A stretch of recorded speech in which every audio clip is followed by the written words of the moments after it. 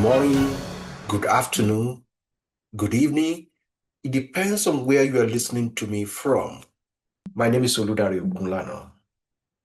Some people call me Above Jordan. I've not been doing this in a long time, particularly coming on live stream um, on Facebook. But this morning, I woke up with the news of the fake coup in Republic of Benin. Military wanted to take over government forcefully. And my concern is that when I started looking at the comment, what young people were saying when that news was reported by Sahara Reporter, young people asking questions, when are they coming to Nigeria? When are they coming to Nigeria? And that's what's actually sparked my curiosity. And I said at this point in time, we cannot keep quiet. Some of us were in university during the military era in Nigeria. We saw through Babangida, Abacha, before we eventually returned to our first civil rule. I think the first set of our civil rule in 1999 again, after a long break. And I can tell you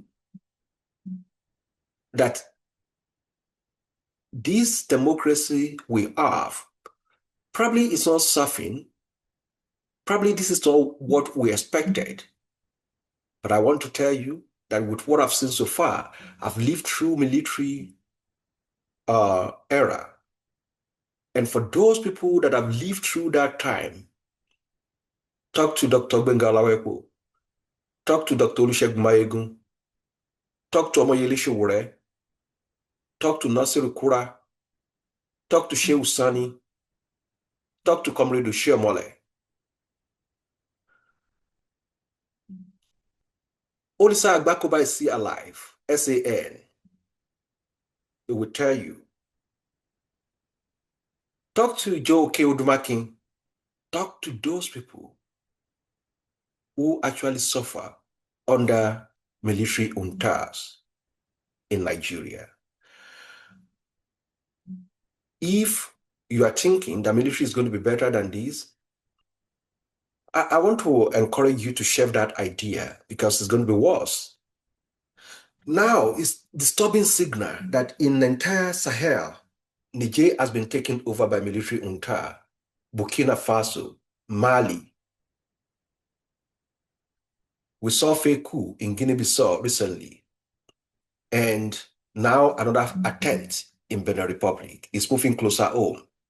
We need to be honest with each other that this is happening as a result of the weakness because of the failure of Nigerian leadership. You can't try that when Olusegun Obasanjo was the president of Nigeria.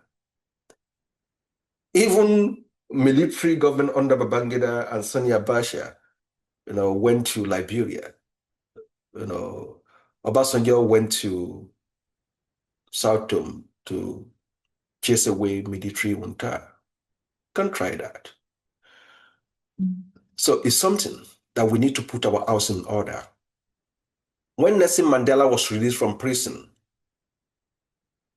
he made a declaration that the Black people will be respected if only Nigeria is standing very well, if Nigeria gets it right. He didn't say South Africa. He didn't say Egypt. He didn't mention Ghana, but he said Nigeria. If Nigeria is okay, if Nigeria is good, Africa is going to be respected. Black people will be respected. And that's our concern. And I need to remind young people, those who fought for the independence of Africa, it wasn't a cup of tea. They did what Omoyele Sowore is doing today. They didn't just go and laugh. They didn't just go and ask the British, okay, give us independence. They struggle for it. And their vision is not where we are in Africa today. Kwame Nkrumah, Jomo Kenyatta, Secretary Nnamdi Azikiwe, Bembela, Obafemi Awolowo, and hosts of others who felt there's a need for us to have strong Africa, united Africa,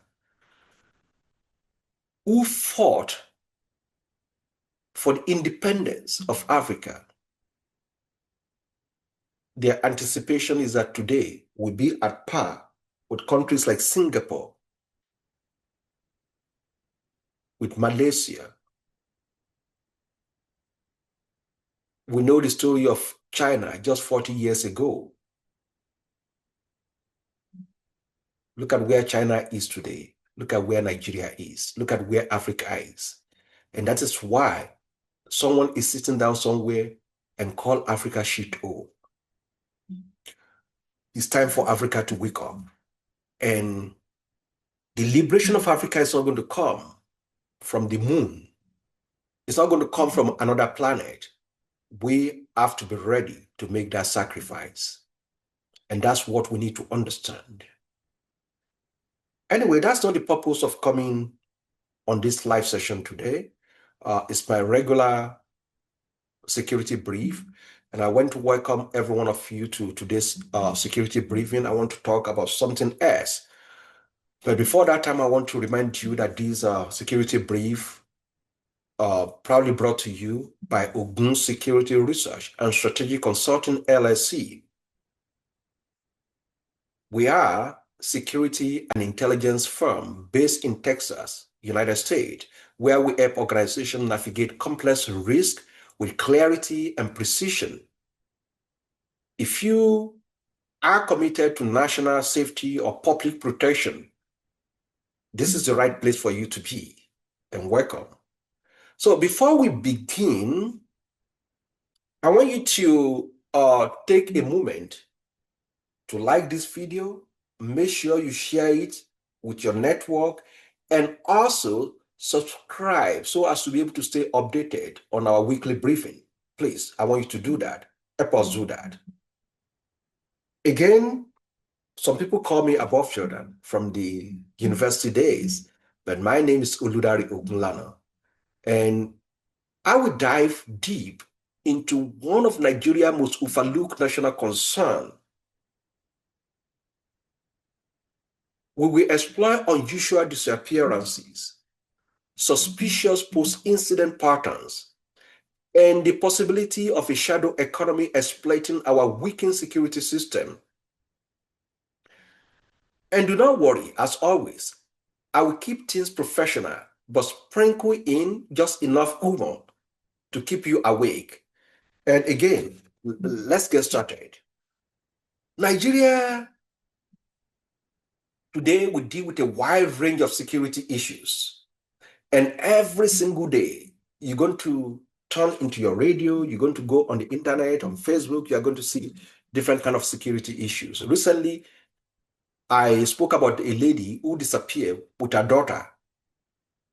Her boyfriend, who actually lured her into nearby bush and kill her. I don't want to use that that word on in here, but you know about the story. The lady worked for FRSC, and by the time they found her body, the entire body was dismembered. So we deal with that kind of wide range of security issues every single day. And if threat were to be radio stations, our dial will be permanently full at this point in time. And yet, among these threats, there's one that really receive structured discussion. People vanish without explanation. And after some violent incident, responder observe conditions that raise professional red flags. And this conversation is overdue. And that's why at OSRS, we are committed to bringing clarity where silence has lingered for so long time. Think about it. From northern regions that are currently facing extremist pressure to central state experiencing mobility-based attacks, Nigeria's security picture is so complex. It's so complex. And in that complexity is a concern that receives very little institutional attention.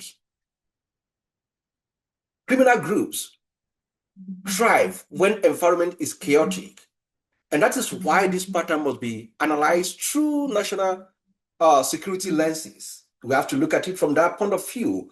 People cannot just disappear. There's kind of hidden pattern. We've seen that across Nigeria. It's a disturbing reality that persists. Someone leaves home for work or travel, and no one ever hears from that person again. No communication, no ransom message, no leads. The reality is that we lack a national biometric registry for missing persons.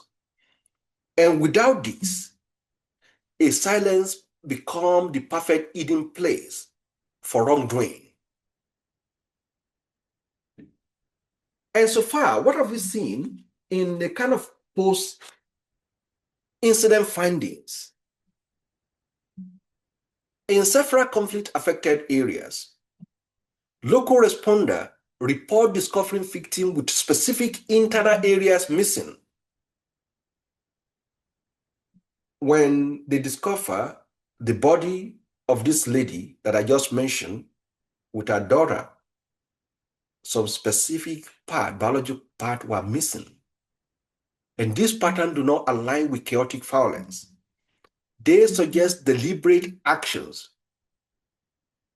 I spoke to a friend, a former NANS president, that I've not spoken to in a long time, and also asked me that kind of question, that even in those parts of the north, the country where people get killed every day as a result of these farmer-others clash or specific attack against Christians, why is it that their body are always mutilated and some part of their organ always disappear? I'm sorry, why I will continue to use safe language here so that Facebook will not suppress what I'm saying. But the seriousness is clear. These kind of recurring findings deserve national attention and professional investigation, honestly. Let me ease tension a bit. Before someone who is watching me will start double-checking every window in their house, I want everyone to relax. My job is to provide analysis, not elevate your heart rate. And please, resist this temptation to run to your WhatsApp group with half summaries. Instead, send this video to everyone and tell them to watch calmly. Facts always work better before panic. Don't just start saying what is not even there. I want to talk briefly about a kind of one whistleblower case, a guy called Nnamdi Ime. One of the clearest red flags that came from the whistleblower. He revealed information suggesting serious misconduct by individual inside security establishment. If you have not read that, go to Sahara Reporter. You can actually do some search on Google to read about that story. And its concern included unusual handling of victims and questionable post-incident activities. After speaking out, instead of bringing him close to ask more questions, they arrested him, they detained him, and later they imprisoned him.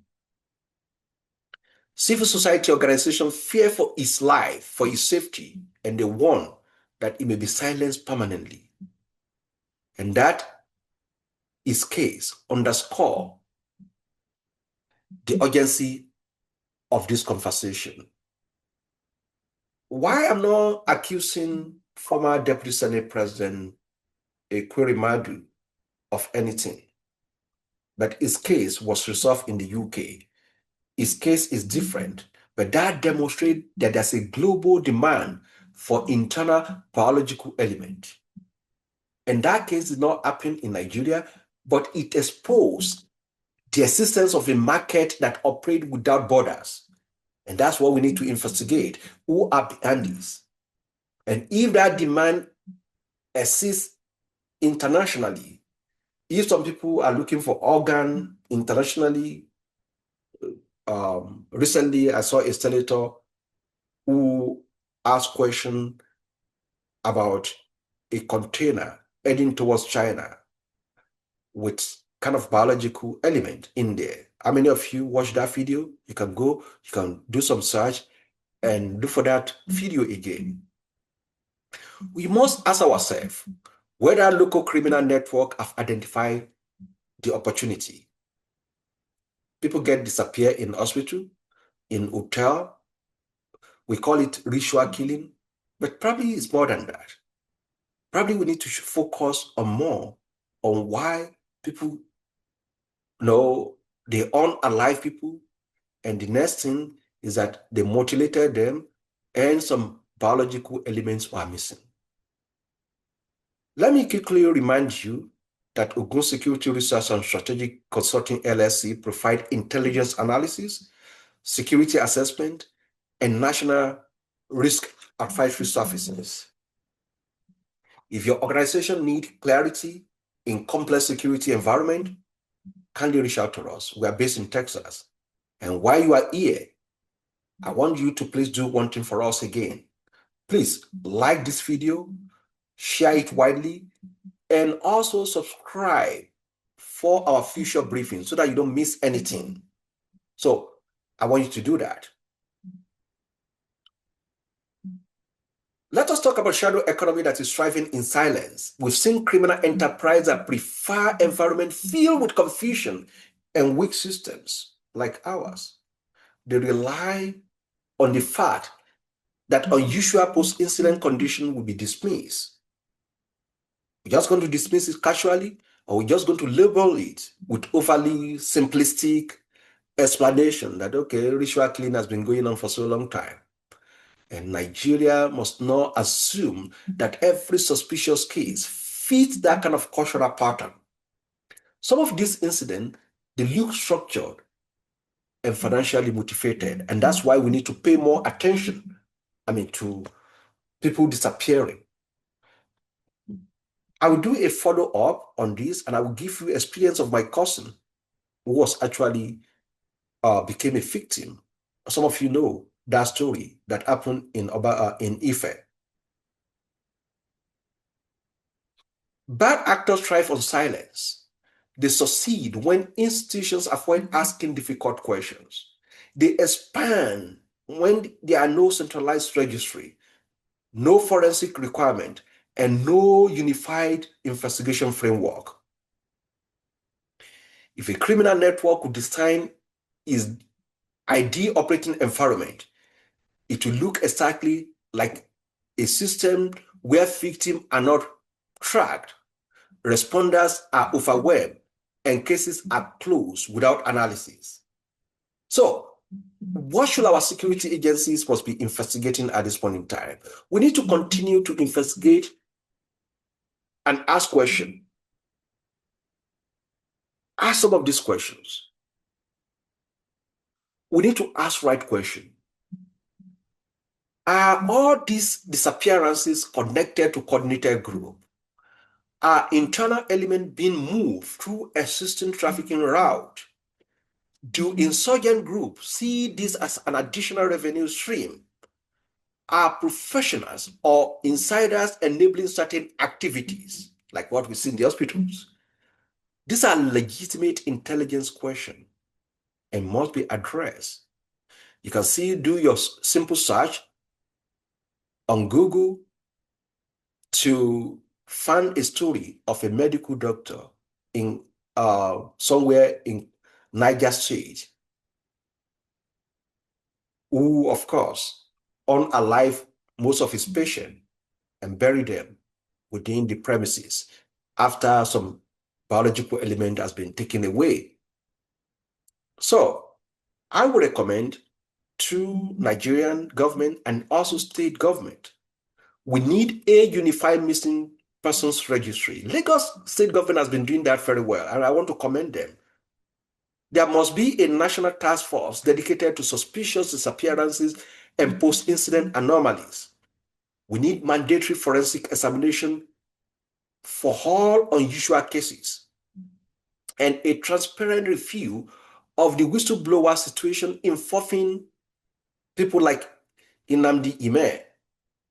So, closer cooperation between police, DSS, NAPTIP, military intelligence, and other health sectors. They're very important.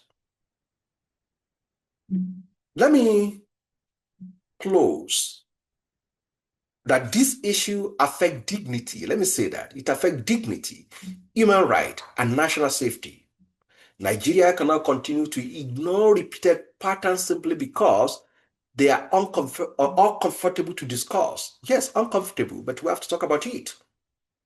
And I want to thank you for some of you who are listening to me, those who are watching this security briefing. Please, again, I want you to like, I want you to share, and I want you to subscribe so that more people can have access to this information. And remember, this episode is brought to you by OGUN Security Research and Strategic Consulting LLC, your trusted partner when it comes to intelligence analysis, national risk strategy, and public safety research. Again, my name is Oludare Ogunlana, and together we can build a safer Nigeria, safer nation, and safer Africa. Thank you for listening. We rise above with a trusted guide.